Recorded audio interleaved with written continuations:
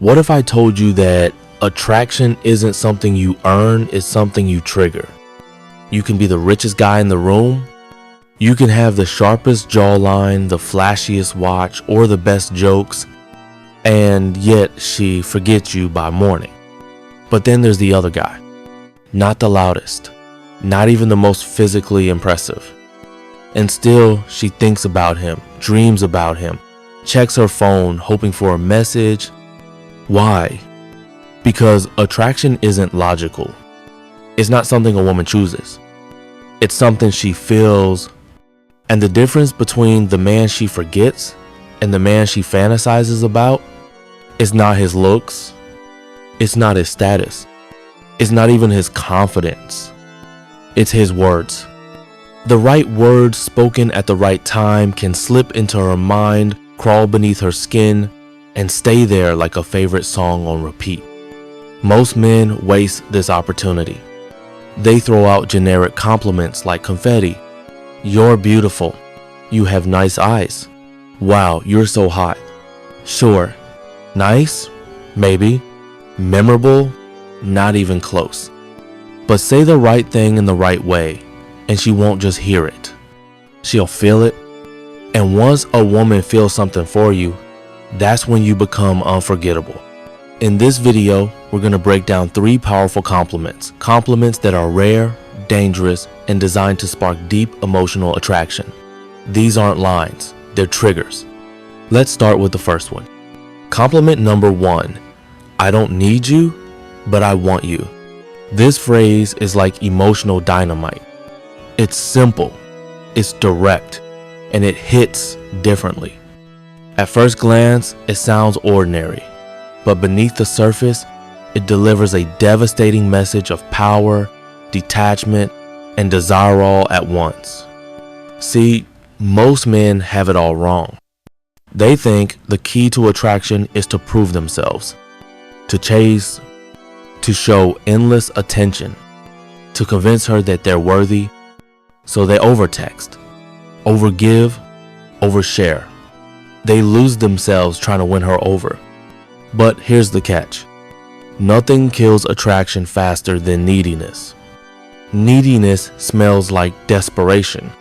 It tells her, you're the prize and I'm just lucky to be here. It positions you as the chaser, the approver, the one begging for a seat at her table. And that turns her off. Why? Because no woman wants to feel like she's doing a man a favor by being with him. She doesn't want to be idolized. She wants to be chosen by a man who already has options. That's why I don't need you, but I want you is so powerful. It flips the script. It resets the energy. It tells her, I'm not chasing you because I'm empty. I'm choosing you because I see something rare in you. I can walk away, but I don't want to. That's magnetic. Because suddenly, you're not a man trying to fill a void. You're a man full of purpose, passion, and confidence imply offering her a place beside you.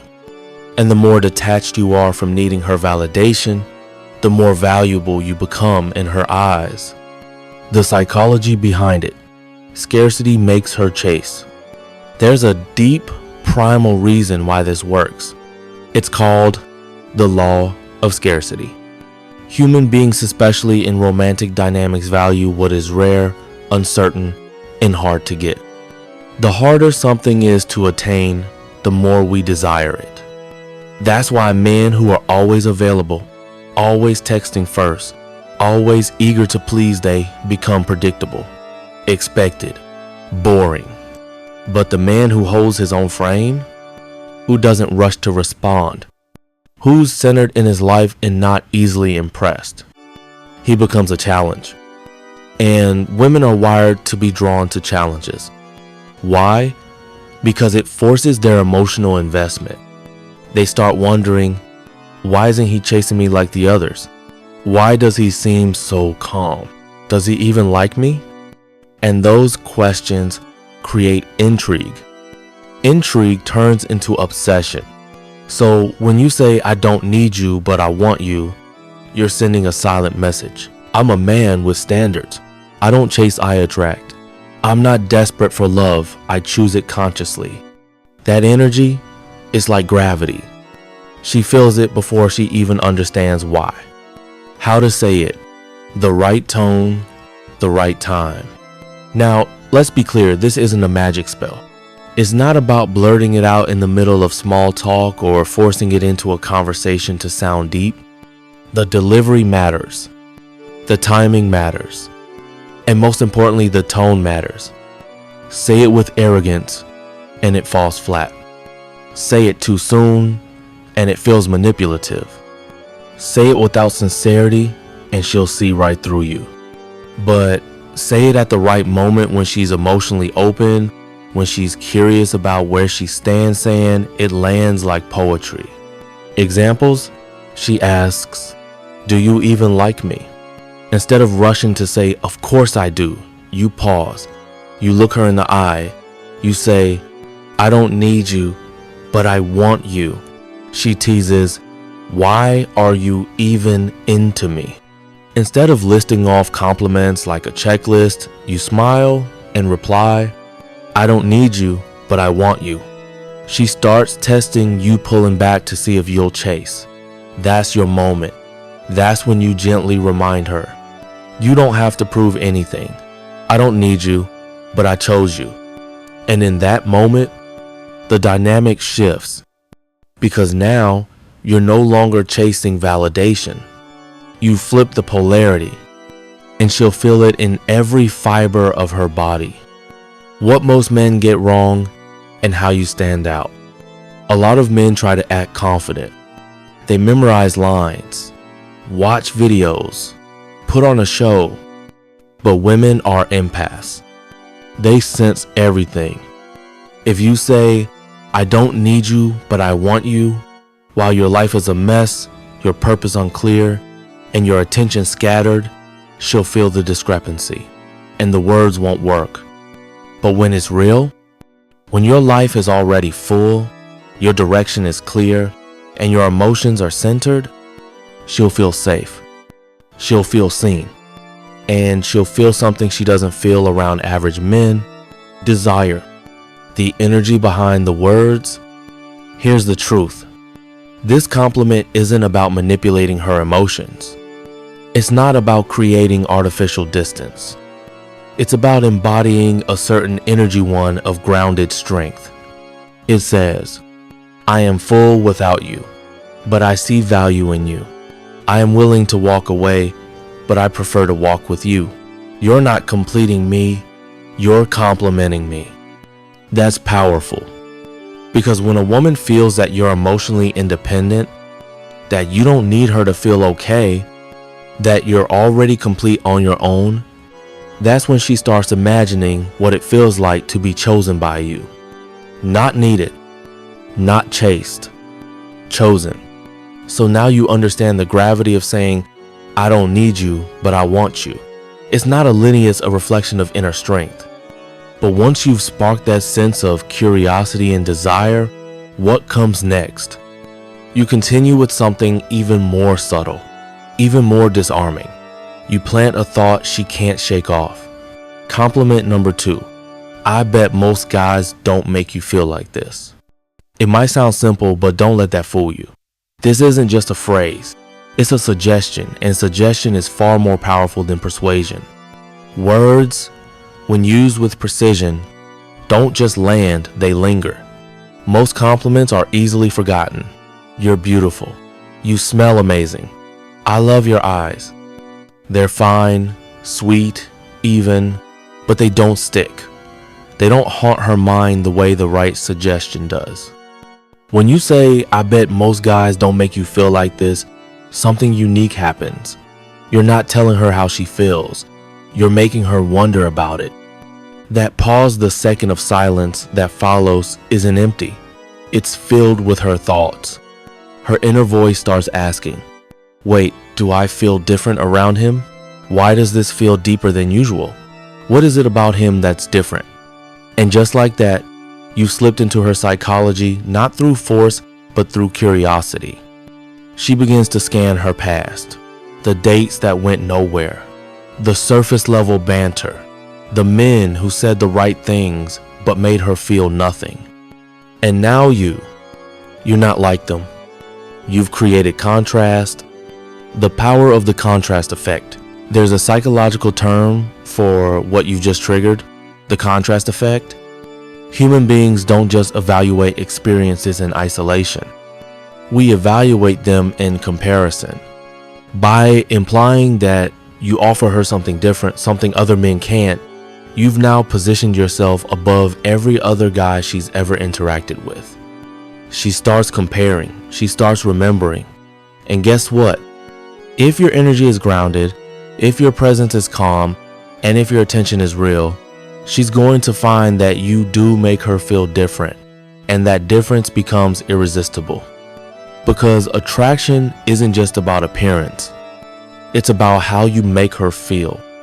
You can be physically attractive and still be forgettable if you don't create emotional resonance. But when you make her think, make her feel, make her wonder, now you're in a different league. Now you're not just attractive, you're addictive. From feeling to obsession. Once she starts feeling that difference, she won't be able to stop thinking about it. She'll replay the conversation in her mind. She'll question what made that moment so electric.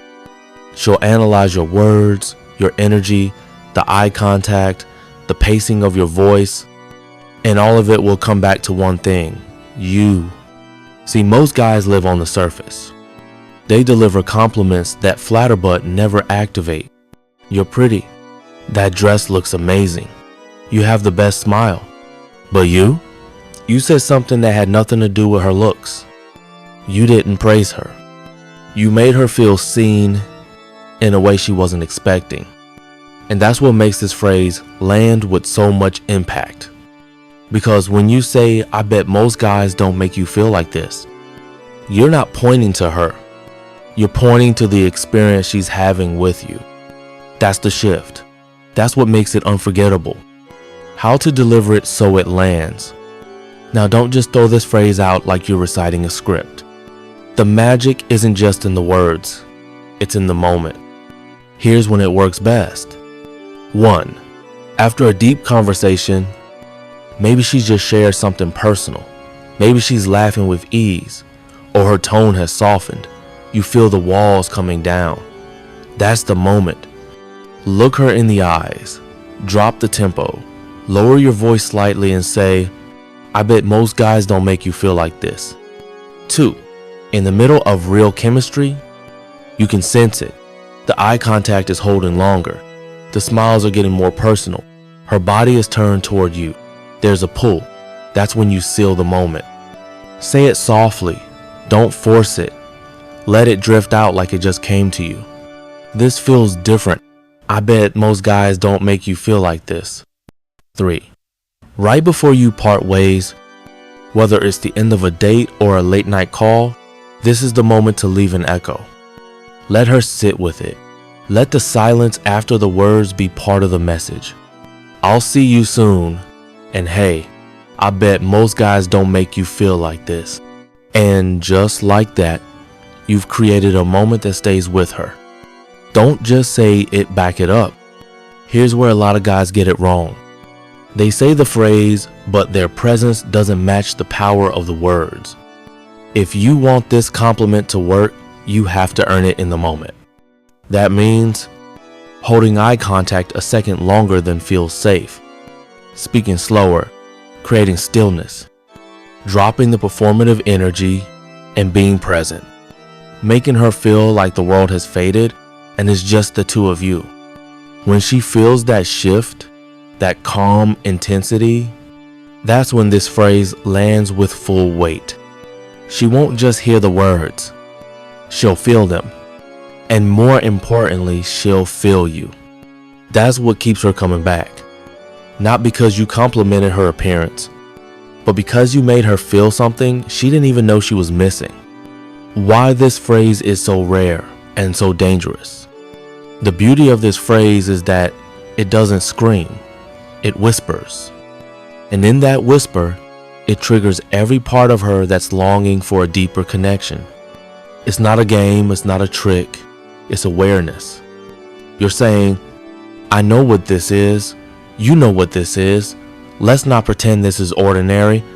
That boldness, delivered with softness, creates a tension that's impossible to ignore. She's not used to it. Most guys either try too hard or say too little. You're walking the fine line and owning it. And that's the kind of energy that makes a woman obsessed. So, after you've planted that irresistible thought, I bet most guys don't make you feel like this, and she's now emotionally invested, curious, and leaning in, it's time to drop the next line. This one isn't just a compliment.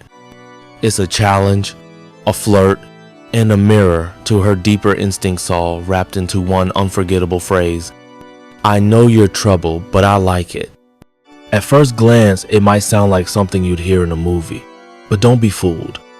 This simple sentence taps into one of the deepest psychological drives inside a woman's mind, the need to be desired for who she truly is, not just for her surface beauty or curated persona. Because here's what most men don't understand. They try too hard to be agreeable. They nod, they compliment, they tiptoe around topics. They play it safe so safe. They want to appear nice, respectable, non-threatening. And what happens? They become forgettable. Because while a woman may appreciate safe, she doesn't crave it. She doesn't lie awake at night thinking about the guy who smiled politely and agreed with everything she said. She dreams about the man who sees her wild side and doesn't flinch. Why this line works. When you say, I know you're trouble, but I like it, you're doing something bold and rare. You're acknowledging that she's not just sweet and charming. She's dangerous, unpredictable, emotionally intense.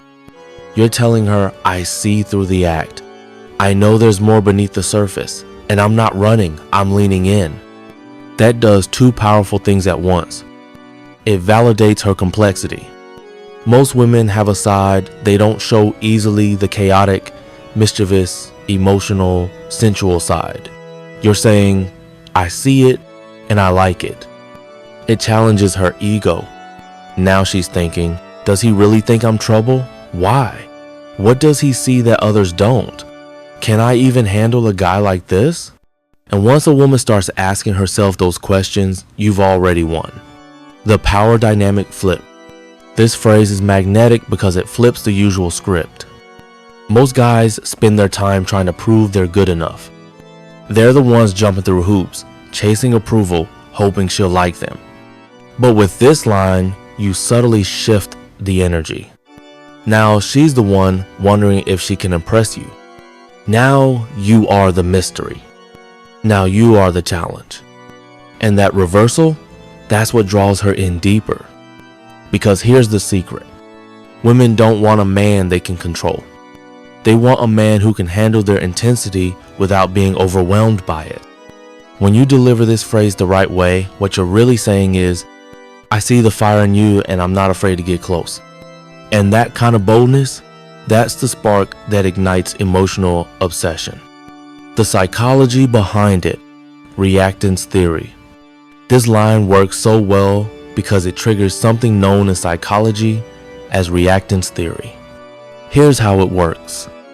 When people feel like they're being labeled, categorized, or limited, they instinctively push back to reclaim control. By saying, you're trouble, you're not insulting her, you're nudging her identity. You're saying, you're unpredictable, intense, hard to handle, and I like it. And what does that do?